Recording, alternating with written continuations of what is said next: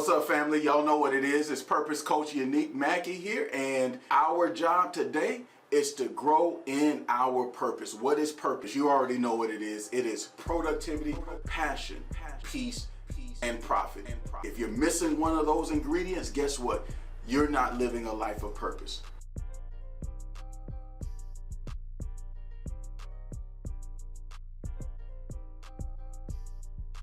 Let me give you the first purpose point of our discussion today, and that is the supernatural can't be done in the natural. You heard that right. The supernatural can't be done in the natural.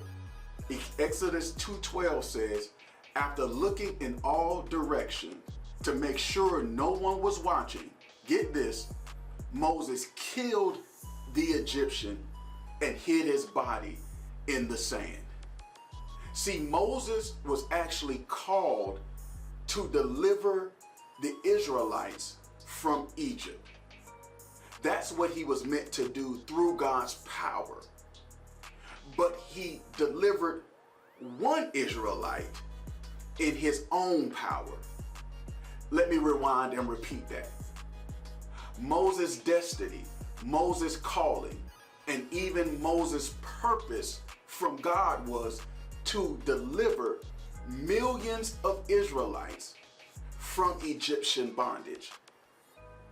But Moses, in his own power, could only deliver one. Why is that? I told you in the beginning that the supernatural cannot be done in the natural. We need God's power to accomplish God's purpose. It is not by strength, nor by might, but by my spirit, thus saith the Lord. I know as an entrepreneur, a pastor, and a person that loves their community, it's easy for me to get caught up in busyness, trying to do everything in my own strength, missing my prayer time, missing my devotion, trying to accomplish the work that I feel like I need to do. I don't know if you've ever been there. But what I've realized is that it is not my job to do the work. It is my job to do the walk. Let me rewind and repeat that. It is not my job to do the work as a Christian leader, a Christian entrepreneur. It is my job to do the walk. It is my job to seek first God's kingdom and his righteousness, and then everything else will be added unto me. If I put God first, if I make God my goal, he is giving me a guarantee that he will make sure my family has what it needs. My business has what it needs. My church has what it needs. It's not by my own strength, but by his spirit. Thus saith the Lord. Let me give you another purpose point. Here it is. As entrepreneurs, as leaders, as executives, here's what we need to do. We need to eliminate ego. We need to understand that we would never be able to do what God has purposed for us to do in our own strength. Or else, why would God be necessary? So Moses, in his flesh, tries to deliver the Israelite. And he did that. But he only could do one. When God was calling him to lead millions. And here's the problem. Here's what happens. When we're not mature enough for our purpose, God will place us in the wilderness. Moses, at this point, is a convicted felon. Moses, at this point in his journey, he is literally running from the police, i.e. Pharaoh. He is running from the justice And now he is in Midian, the wilderness, because he knows he is guilty of murder. And God orchestrated this. God allowed this. Why? Because Moses in your ego, Moses in your flesh, Moses trusting in yourself, guess what? You will never be able to do what I've called you to do. And here's the problem. When you are immature, you will never achieve your purpose. So until you're mature enough, you got to kick it in the wilderness. So Moses spends 40 years in the wilderness, because the wilderness is where God prepares you for purpose. The wilderness is the place that God prepares you for purpose.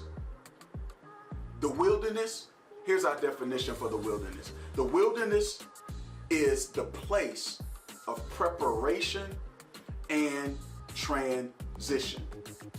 And Moses was in the wilderness for 40 years. The number 40 in the Bible often symbolizes testing, trials, preparation, and transition. Noah's flood lasted for 40 days and 40 nights. Moses later on was on Mount Sinai getting the 10 commandments from God, 40 days and 40 nights. And I know you remember this one. Jesus in the wilderness fasted for 40 days and 40 nights. These were seasons of purification. These were seasons of purpose. And here's what we have to understand as leaders that's very difficult on our destiny journey. Here's the difficulty as we achieve God's destiny for our life. The wilderness is whack. Yeah, I can't lie to you. I want to keep it real with you. Listen, the wilderness is whack. It's hot in the wilderness. Things aren't going as we planned in the wilderness. Sometimes you have more month than money in the wilderness. Sometimes you have big vision, low resources in the wilderness. The wilderness is whack. And because it's whack, we'll try to exit the wilderness too soon. And here's what I have learned as a leader, and I got to keep it real with you. I don't have this all together myself. I've got a problem with this even today. I'm impatient, and Unique don't like waiting. Unique won't sit down. And sometimes if I'm in the wilderness too long, I will try to work my way out of the wilderness instead of waiting on God in the wilderness. And the Bible says that we should wait on the Lord and he will renew our strength and we will mount up with wings like an eagle. But if you don't wait, if you rush it and you don't wait, the wilderness becomes even more whack because God isn't rushing purpose, because he cares more about our character and our calling than he does our comfort. And here's what I've learned. Don't miss this. Successful people know how to sit in unsuccessful seasons. Did you get that? I'm gonna rewind and repeat it. Successful people learn how to sit in unsuccessful seasons. When you're mature, you start to want God more than you want money. When you're mature, you start to care more about your marriage than you do your success. When you're mature, you start to care more about your children than you do the next promotion.